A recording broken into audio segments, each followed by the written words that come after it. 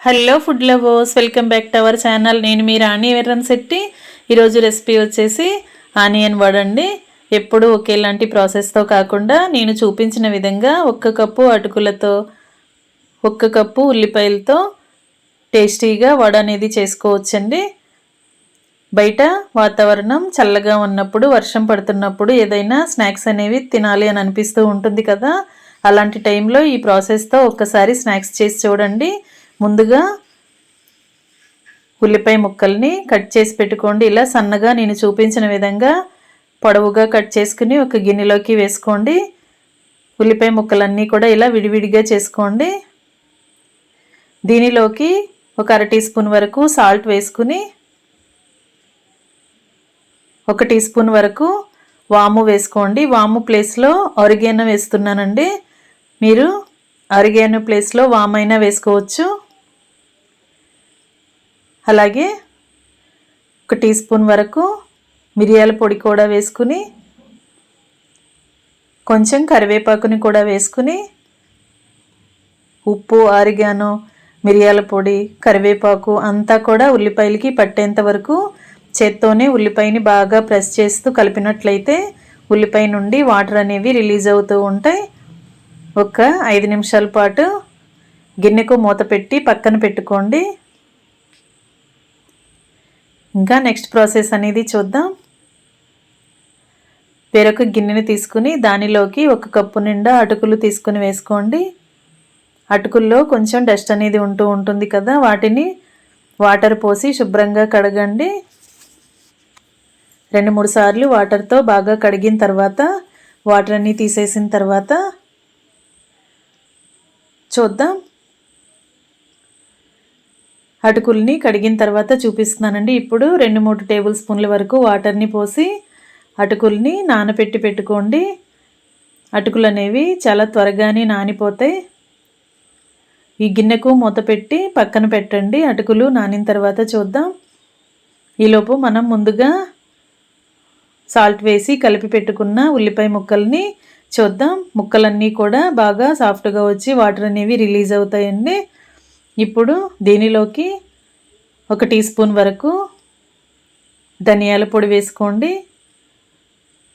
ఒక 1/2 tea spoon వరకు జీలకర్ర పొడి కూడా వేసుకుని ఒక 1/2 టీ స్పూన్ వరకు గరం మసాలా వేసుకోండి.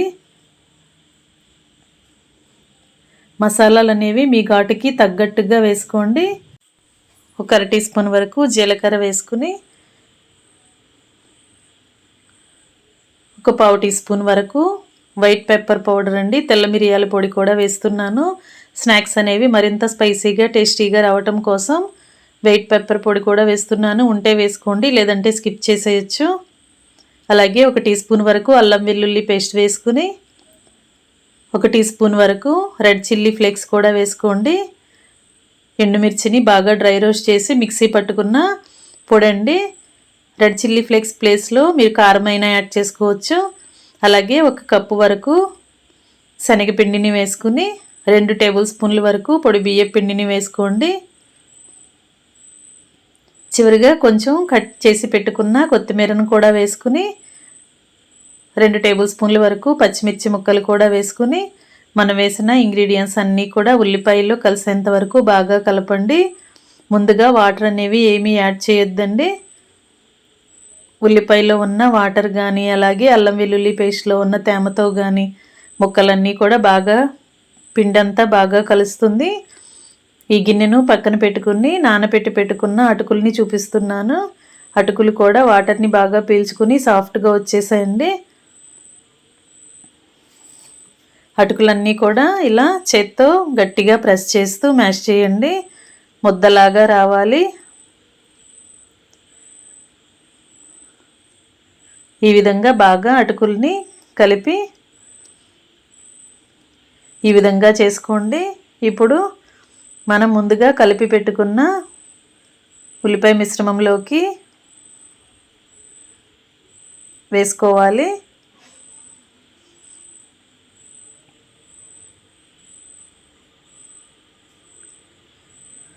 అటుకులన్నీ కూడా బాగా మెత్తగా చేసుకున్నాం కదా, ఇదంతా కూడా ఉల్లిపాయలో వేసుకుని అటుకులకి మనం వేసిన ఇంగ్రీడియంట్స్ అన్నీ బాగా పట్టేలా చేత్తో బాగా పిసుకుతూ కలపండి. వేళ్లతో బాగా ఒత్తుతూ కలిపినట్లయితే మనం వేసిన అటుకుల ముద్దంతా కూడా ముందుగా కలిపి పెట్టుకున్న ఉల్లిపాయ పేస్ట్లోకి బాగా కలిసిపోతుంది.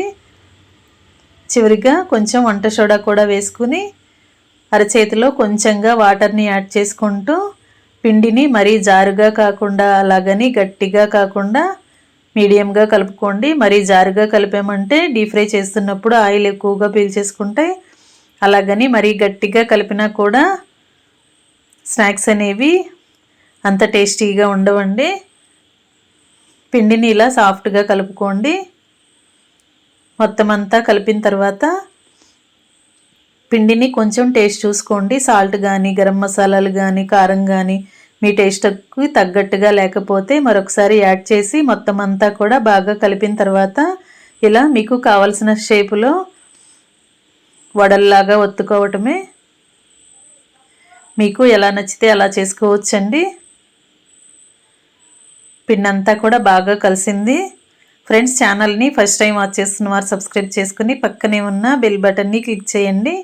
నేను పెట్టబోయే రెసిపీస్ అన్నీ కూడా మీ ఫోన్కి నోటిఫికేషన్కి వస్తాయండి. ఓపెన్ చేసి చూసి మీరు కూడా ట్రై చేసి మీకు ఎలా వచ్చాయో నాతో కామెంట్ సెక్షన్లో షేర్ చేసుకోండి. పిండి బాగా కలిసిన తర్వాత స్టవ్ ఆన్ చేసి కళాయి పెట్టుకుని డీప్ ఫ్రైకి సరిపడా ఆయిల్ పోసి ఆయిల్ కాగిన తర్వాత చేతిని కొంచెం వాటర్తో తడుపుకొని కలిపి పెట్టుకున్న పిండిని ఇలా చిన్న చిన్న వడల్లాగా ఒత్తుకుని ఆయిల్లో వేసుకోండి. మీకు ఎలా నచ్చితే అలా చేసుకోవచ్చండి. కట్లెట్ లాగా చేసుకోవచ్చు, వడల్లాగా చేసుకోవచ్చు, లేదంటే పకోడీలాగా అయినా కూడా వేసుకోవచ్చు. మరీ మందంగా లావుగా చేయకుండా కొంచెం పలుచగానే ఒత్తుకుని ఇలా ఆయిల్లో వేసుకుని మీడియం ఫ్లేమ్లో బాగా ఫ్రై చేయండి. రెండు వైపులా కూడా బాగా క్రిస్పీగా ఫ్రై అయిన తర్వాత ఆయిల్ నుండి తీసేయండి. ఫ్రెండ్స్, బయట వర్షం పడుతున్నప్పుడు ఏదైనా స్పైసీగా స్నాక్స్ అనేవి తినాలి అని అనిపిస్తూ ఉంటుంది కదా. అలాంటి టైంలో 10 నిమిషాల్లో ఉల్లిపాయలని కట్ చేసుకుని పిండిని కలుపుకొని నేను చూపించిన మసాలాలని ఇంగ్రీడియంట్స్ని యాడ్ చేసుకుని ఇలా వడల్లాగా చేసుకోండి. చాలా చాలా టేస్టీగా ఉండటమే కాకుండా చాలా సింపుల్గా కూడా అయిపోతుంది ఈ రెసిపీ అనేది.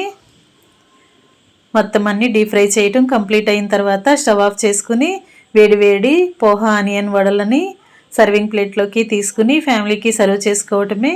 స్పైసీ ఫుడ్ ఎక్కువగా ఇష్టపడేవారు ఈ మసాలా పోహా వడని ట్రై చేయండి. టేస్ట్ అనేది చాలా చాలా బాగుంటుంది.